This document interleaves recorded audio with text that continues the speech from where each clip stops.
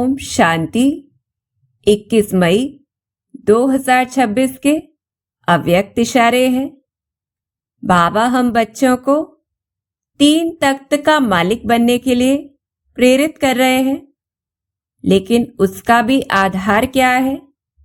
इस समय की निरंतर अचल अडोल एकरस स्थिति, जिसमें परिस्थिति चाहे जो भी हो, जैसी भी हो। तो किस प्रकार से हमें यह करना है? बाबा इशारा दे रहे हैं, सभी से श्रेष्ठ तख्त बाप दादा के दिल तख्त नशीन बनना है।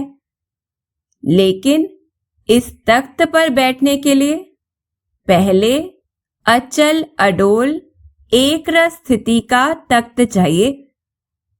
एकरस स्थिति के तख्त पर तब स्थित रह सकेंगे जब अकाल तख्त नशीन बनने का अभ्यास होगा। तो बाबा के दिल तख्त पर बैठने के लिए एक रस स्थिति चाहिए, और एक रस स्थिति के लिए अकाल तख्त नशीन की स्थिति चाहिए। जैसे वह तपस्वी सदैव आसन पर बैठते हैं, ऐसे आप अपनी एक रस आत्मा की स्थिति के आसन पर विराजमान रहो। और इससे और क्या फायदा होगा? इस आसन को नहीं छोड़ो तब सिंहासन मिलेगा। तो इस प्रकार से 3 तख्त हमें कैसे प्राप्त करने हैं? अगर हम चिंतन करें तो इस दुनिया में सबसे श्रेष्ठ तख्त है परमात्मा का दिल तख्त।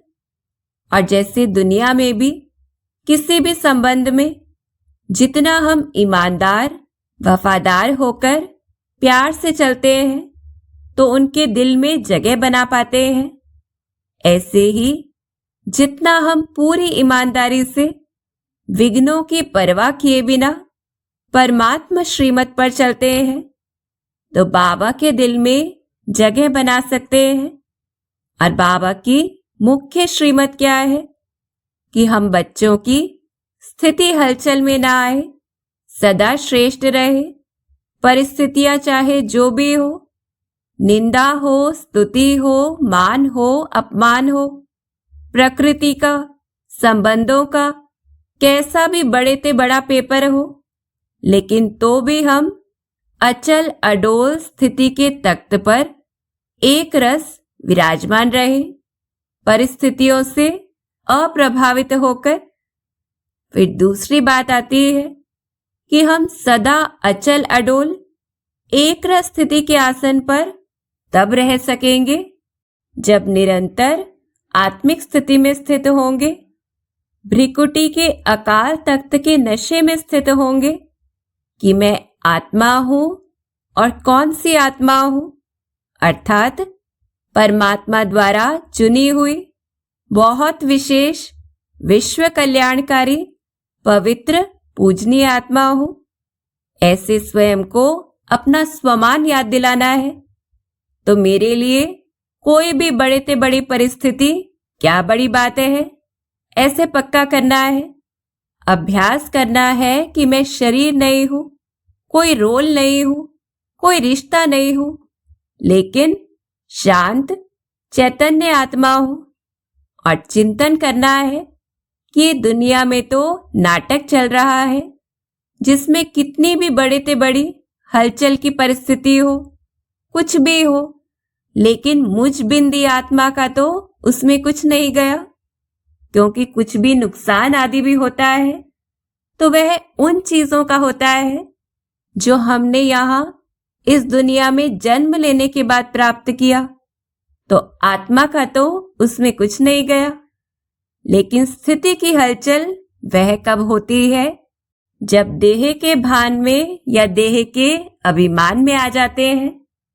उदाहरण के तौर पर अगर कोई गलत व्यवहार करता है तो हमें साक्षी होकर रुककर देखना है कि वह आत्मा वो तो संस्कारों के वश है, और दूसरी बात उसका जो भी गलत व्यवहार है वो मुझ आत्मा के लिए नहीं है बल्कि रोल के लिए है। ऐसे जब हम अपने अकाल तख्त पर विराजमान रहते हैं तो परिस्थितियां खेल के समान लगती हैं। फिर तीसरी अंतिम बात कि जैसे तपस्वी सदैव आसन पर बैठते हैं, बार बार अपने आसन को बदलते नहीं हैं, ऐसे ही हमें एक रस होकर अपनी श्रेष्ठ स्थिति के आसन पर बैठना है कि ये नहीं हो कभी तो शांत है और कभी क्रोध में है, कभी चिड़चिड़ेपन में है।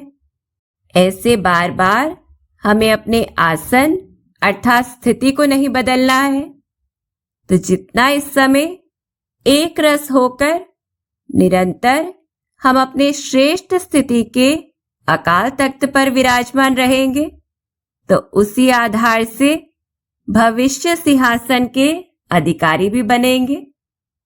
अब सारा दिन में हमें खुद को चेक करना है, खास अंतर्मुखी होकर मन के मौन के द्वारा, कि मैं आत्मा मालिक या राजा कितना समय अपनी श्रेष्ठ स्थिति की सीट पर सेट रहती हूँ, कहाँ कहाँ अभी भी परिस्थितियों में हलचल में आती हूँ अर्थात तुरंत रिएक्ट करती हूँ, या गुस्सा, चिड़चिड़ापन, उदासी, नाराजगी में आ जाती हूँ, या एक शब्द में कहें कि हलचल की परिस्थितियों में स्वयं के आत्मिक मूल स्वरूप से कितना परे हो जाती हूँ, यह चेक करना है।